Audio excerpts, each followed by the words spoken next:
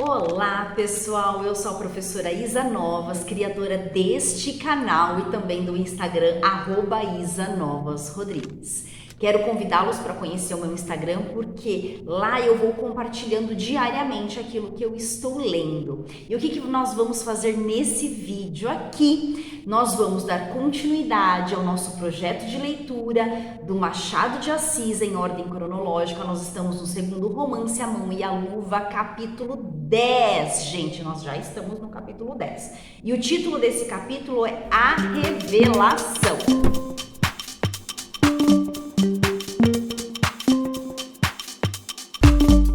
Lembrando que a nossa querida Guiomar, ela já desprezou o primeiro pretendente, o Estevão, e agora ela está com o segundo pretendente. Esse pretendente no capítulo anterior enviou uma carta. Então agora nós vamos ter a grande revelação. Deixa eu me ajeitar aqui, porque momento de leitura é momento de conforto, né?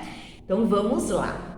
Meia hora depois, indo abrir o livro para continuar a leitura, viu Guiomar a cartinha de Jorge. Não tinha sobrecarta, era um simples papelinho dobrado, recendendo a amores. O espírito de Guiomar estava tão longe daquilo que não suspeitou nada e distraidamente o abriu. A primeira palavra escrita era o seu nome, o último era o de Jorge.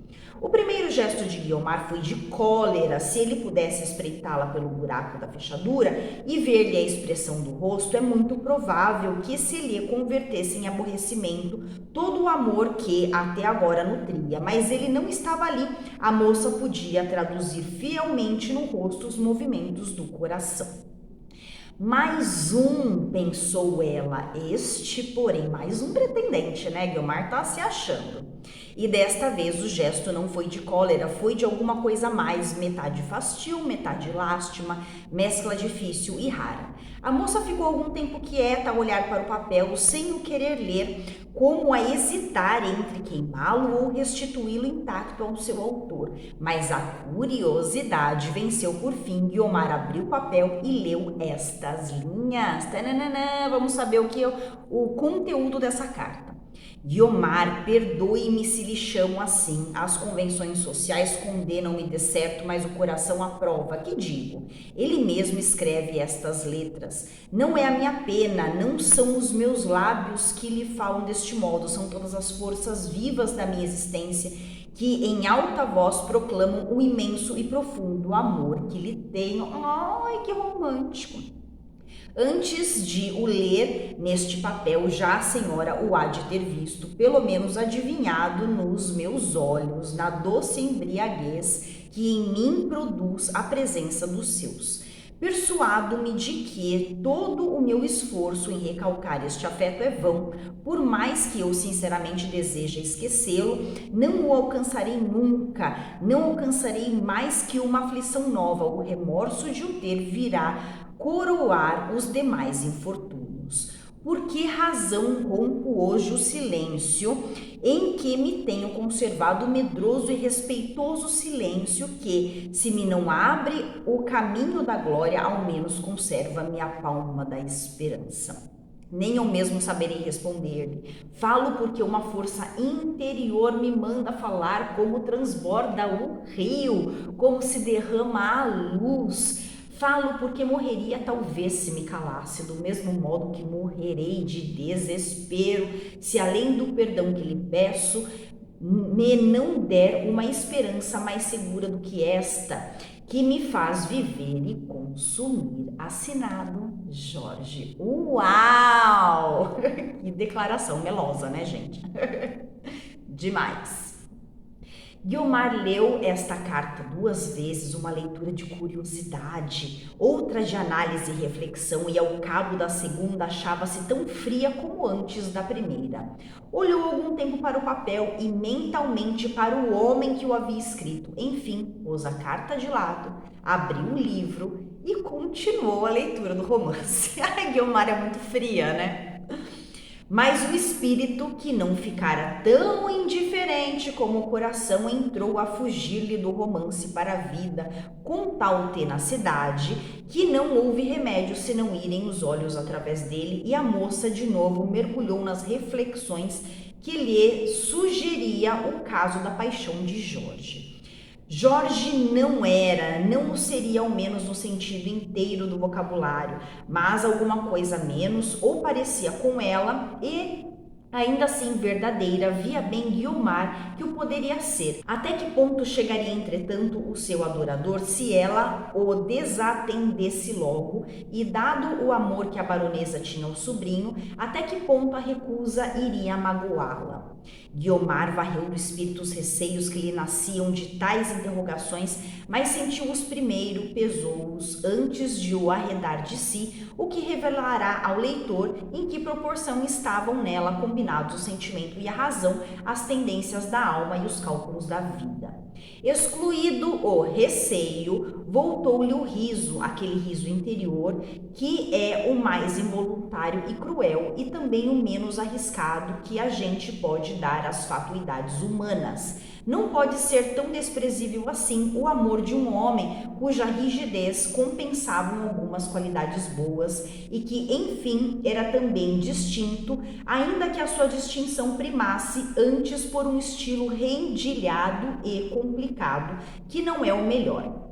Guiomar via tudo isso e, por outro lado, não podia obstar que ele a amasse, nem por isso achava menos temerária aquela confissão. A moça refletia também na posição especial que tinha naquela casa o sobrinho da baronesa. Então ela estava fazendo várias reflexões sobre o Jorge, né? Pesando ali prós e contras. Via-se obrigada à presença dele e talvez à luta, porque o pretendente não recuaria no primeiro golpe. Não havia tais receios da parte de Estevão. Ela reconhecia que a paixão deste era ardente e profunda e por isso mais capaz de desatinos, mas comparava as índoles dos dois homens. Ela está comparando o Estevão com o Jorge, mas comparava as índoles dos dois homens e se ambos lhe pareciam de fraca compleição moral, nem por isso desconhecia que a baronesa faltava certa presunção que distinguia o outro e com a qual teria talvez de pelejar. Então ela sabe que a baronesa, claro que prefere o Jorge, né? Quando ela fez essa comparação entre os dois homens, ficaram-lhe os olhos um pouco mais moles e quebrados.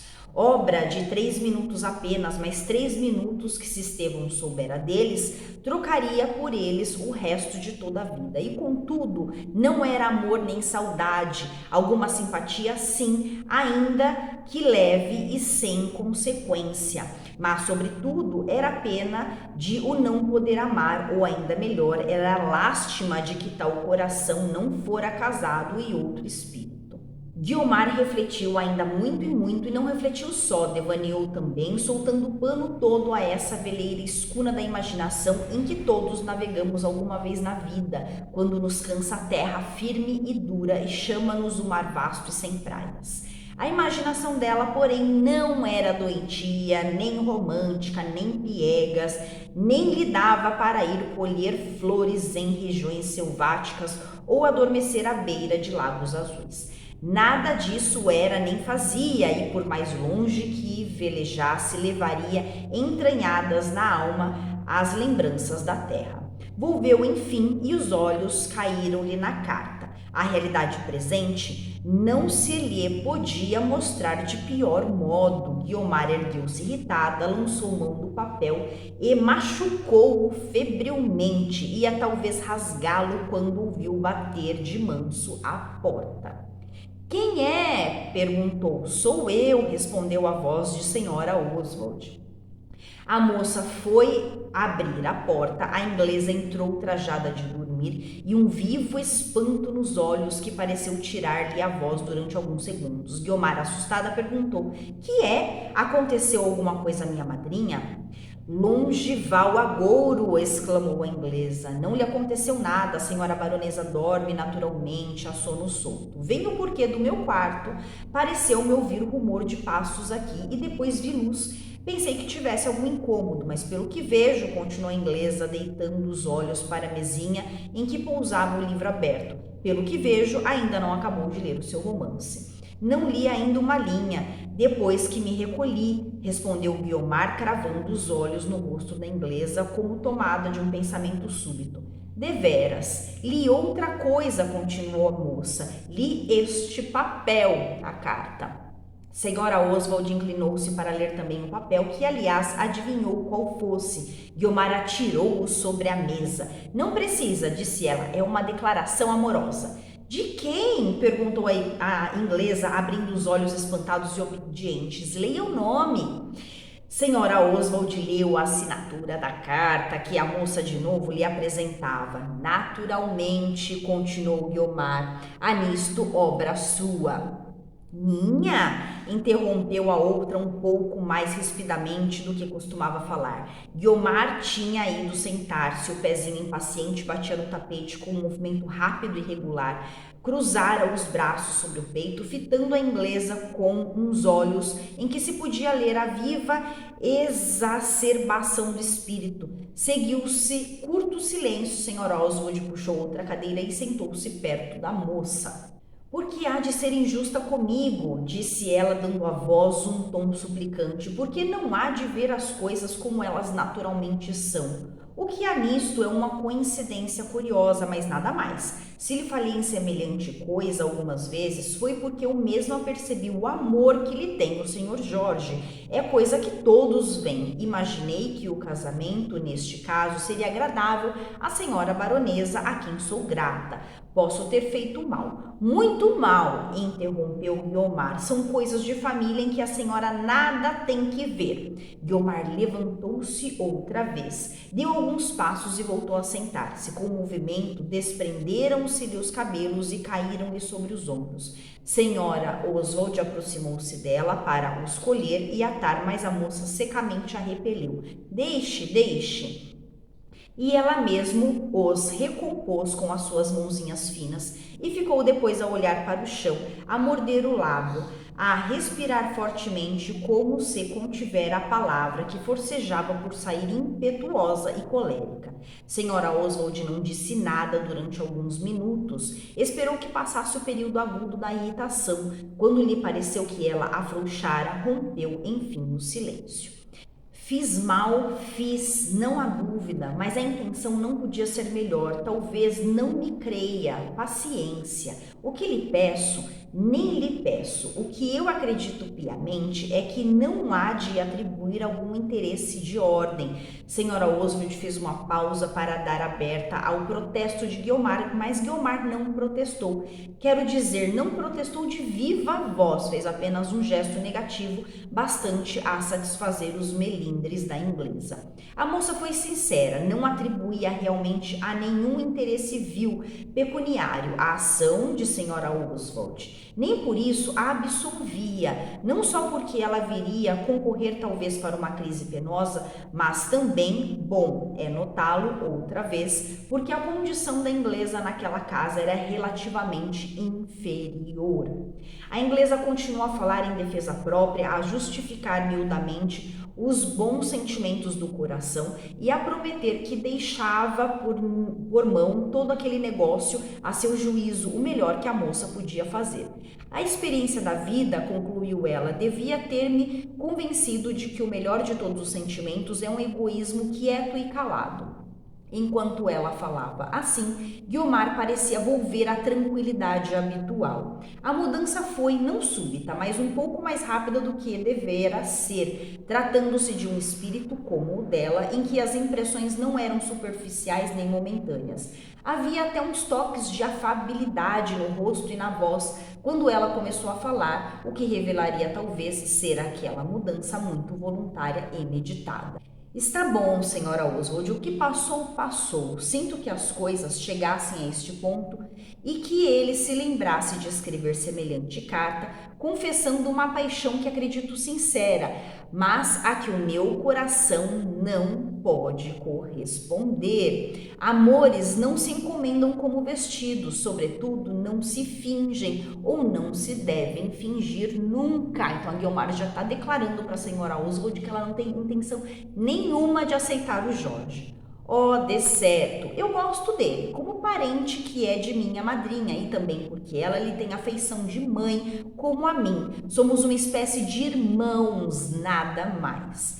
Tem muita razão, assentiu senhora Oswald. A senhora pensa e fala como um doutor. Que se lhe dá de fazer? Quem não ama, não ama. Dele é que eu tenho pena. A senhora Oswald com pena do Jorge.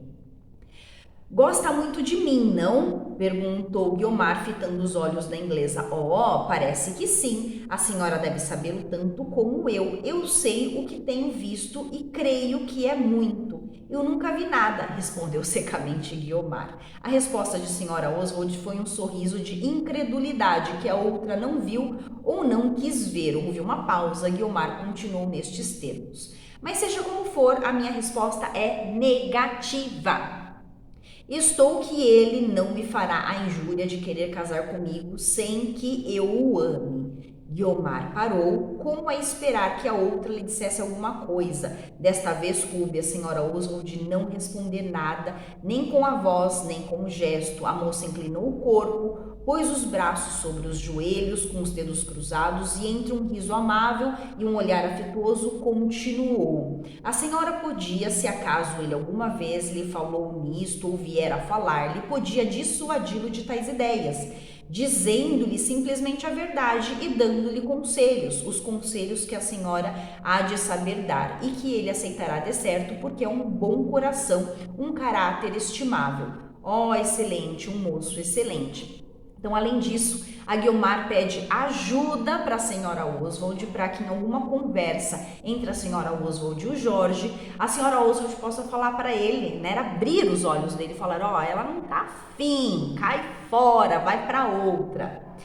E as duas ficaram a olhar uma para a outra, Guiomar a sorrir, mas de um sorriso que era uma contração voluntária dos músculos, e a inglesa a fazer um rosto de piedade e adoração e pena, e muita coisa junta que a moça só começou a compreender quando ela rompeu o silêncio deste modo.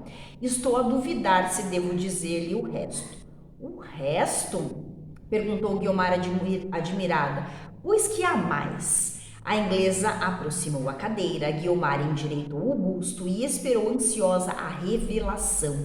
Se revelação era, olha o título do capítulo, que lhe ia fazer senhora Oswald. Esta não falou logo, era razoável hesitar um pouco, lutar consigo mesma antes de dizer alguma coisa. Enfim, com um movimento de quem ajunta as forças todas e as emprega em coisa superior à coragem usual. Dona Guiomar, disse ela, pegando-lhe nas mãos, ninguém pode exigir que se case sem amar o noivo, seria na verdade uma afronta. Mas o que lhe digo é que o amor, que não existe por ora, pode vir mais tarde e se vier, e se viesse, seria uma grande fortuna. Mas acabe, interrompeu a moça com impaciência. Seria uma grande fortuna para a senhora, para ele, ouso dizer que para mim, que os estimo e adoro, mas sobretudo para a senhora baronesa. Como assim? Disse Guiomar.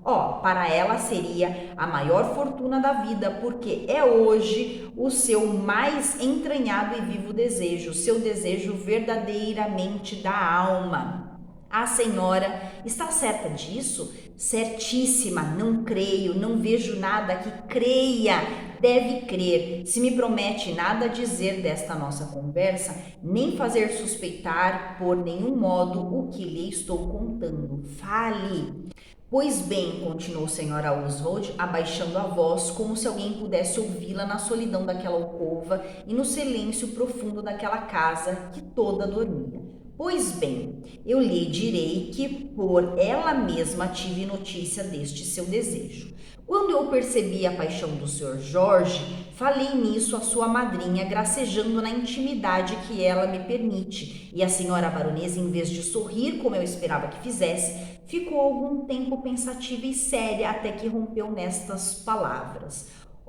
Se Guiomar gostasse dele e viessem a casar-se, eu seria completamente feliz. Não tenho hoje outra ambição na terra, a de ser a minha campanha.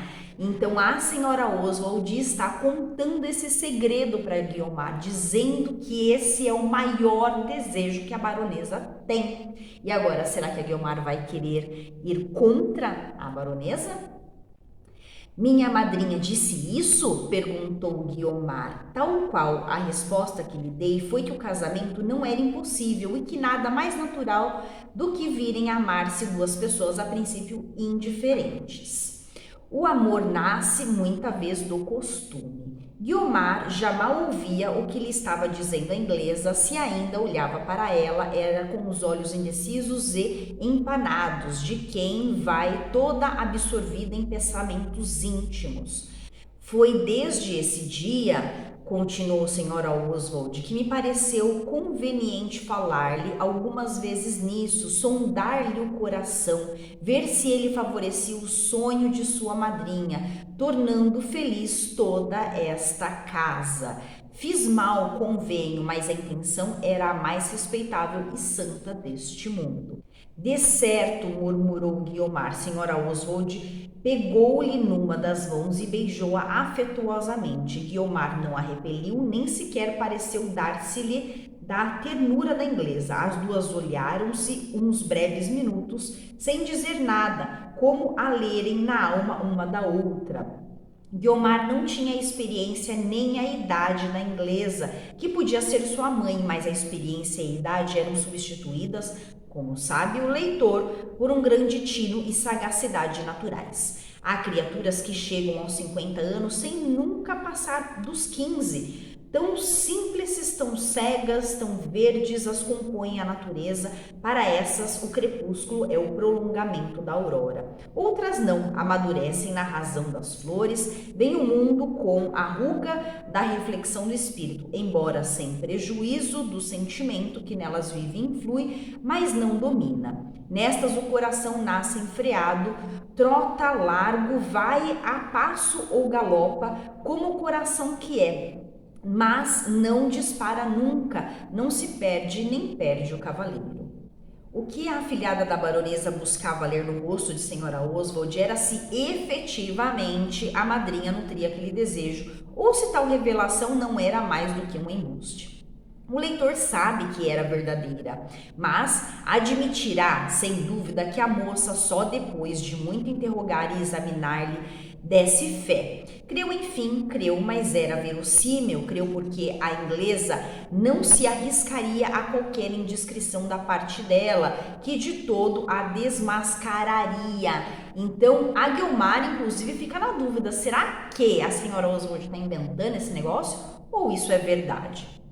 Parece-me, disse senhora Oswald, que não fiz mal em lhe dizer tudo o que sabia. Conselhos não lhe dou nenhuns, o melhor deles não vale a voz do próprio coração. O seu é puro e reto, consulte-o de boa vontade e verá se há nele indiferença ou se alguma faísca. Eu sei, interrompeu Guiomar, não me lembrou consultá-lo nunca. Faz mal, ele é o relógio da vida. Quem o não consulta anda naturalmente fora do tempo. Mas que vejo, continuou senhora Oswald, deitando os olhos para o reloginho de Guiomar. Naquele outro relógio faltam 10 minutos para 1 hora. 1 hora. Que diria a senhora baronesa se soubesse que ainda estamos aqui de conversa? Retiro-me. Deus lhe dê um sono sossegado e, sobretudo, a faça feliz como merece. Não lhe recomendo juízo, porque o tem de sobra. Adeus, até amanhã. Então, o último conselho da senhora Oswald foi o seguinte: consulte o seu coração para ver se o seu coração diz que há aí uma faísca pelo Jorge. E a Guiomar disse que vai consultar. A senhora Oswald saiu pé ante pé em direção ao seu quarto. Guiomar ficou só, ali sentada ao pé da cama, a ouvir o passo surdo e cauteloso da inglesa. Quando o som morreu de todo e o silêncio da noite volveu ao que era, profundo e sepulcral, a moça deixou cair os braços na cama e a cabeça nas mãos, e um suspiro desentranhou-se-lhe do peito longo, ruidoso, magoado. O primeiro que o leitor lhe ouve desde que a conhece. E, enfim, estas palavras arrancadas da alma, tão doloridas, ia dizer tão lacrimosas, vinham elas. Oh, meus sonhos, meus sonhos. Não chorou, a alma dela era das que não têm lágrimas, enquanto lhe restam forças. Os olhos estavam secos e firmes quando ela os ergueu das mãos. O rosto tinha vestígios de abalo, mas não havia nele desânimo, menos ainda desespero.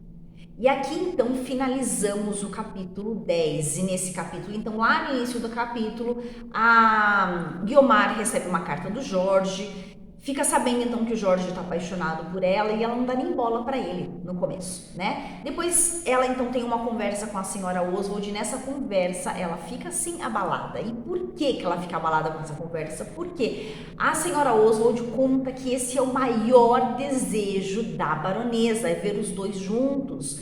E ela então fica abalada por conta desse desejo. Agora ela está ali refletindo sobre a situação e vamos ver então qual é a decisão, qual será a decisão da Guiomar. Então beijos, espero que estejam gostando desse livro. Tchau, tchau e até o próximo vídeo. Jorge também outro super romântico, né? Tchau, tchau, beijos.